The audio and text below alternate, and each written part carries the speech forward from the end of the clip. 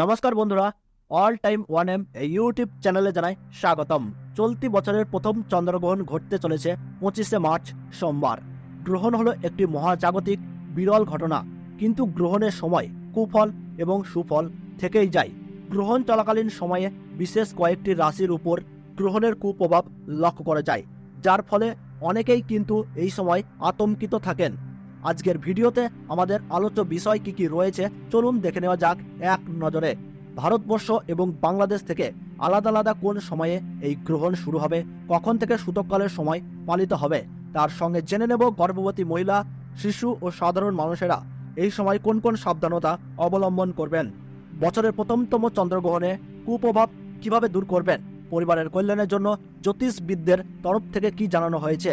তাহলে চলুন দেরি না করে আজকের ভিডিওটি শুরু করা যাক। শুরু করার আগে ছোট্ট একটি অনুরোধ, ভিডিওটিতে একটি লাইক দিয়ে উৎসাহিত করবেন। আপনি কোন জেলা থেকে বর্তমানে এই ভিডিওটি দেখছেন তা আমাদের কমেন্ট বক্সে কমেন্ট করে জানিয়ে দেবেন, এবং চ্যানেলটিতে নতুন দর্শক হয়ে থাকলে অবশ্যই চ্যানেলটি সাবস্ক্রাইব করে বেল বাটনটি অল করে রেখে দেবেন পরবর্তী নোটিফিকেশনগুলি সবার আগে পাওয়ার জন্য।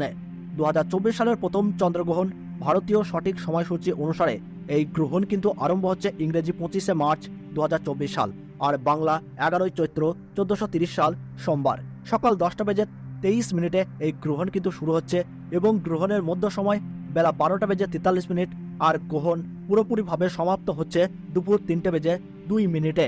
2024 সালের প্রথম চন্দ্রগ্রহণ বাংলাদেশের সঠিক সময়সূচি অনুসারে এই গ্রহণ আরম্ভ হচ্ছে ইংরেজি 25শে মার্চ 2024 সাল, আর বাংলা 11ই চৈত্র 1430 সাল সোমবার সকাল 10:53 এই গ্রহণ কিন্তু শুরু হচ্ছে, এবং গ্রহণের মধ্য সময় থাকছে বেলা 1:13, আর গ্রহণ পুরোপুরিভাবে সমাপ্ত হচ্ছে দুপুর 3:32। বছরের প্রথম চন্দ্রগ্রহণ Switzerland, Norway, Ireland, England, Spain, Portugal, Japan থেকে দেখা যাবে এই গ্রহণ। এছাড়াও Russia, Australia, Holland, Belgium, Italy, Germany, France, America, Africa, Pacific, Atlantic, Arctic এবং আন্টার্কটিকায় দেখা যাবে বছরের প্রথমতম চন্দ্রগ্রহণটি। এইবার আমরা জেনে নেব এই পেনম্বেরাল চন্দ্রগ্রহণ কতটা বিপজ্জনক হতে চলেছে। গ্রহণ একটি মহাজাগতিক ঘটনা হলেও ধর্মীয় শাস্ত্র অনুযায়ী গ্রহণকে একটি অশুভ ঘটনা অথবা অশুভ শক্তির বহিঃপ্রকাশ হিসাবে বলা হয়ে থাকে। জ্যোতির্বিজ্ঞান অনুযায়ী এই গ্রহণ কিন্তু অনেকটাই ভয়াবহ হতে পারে।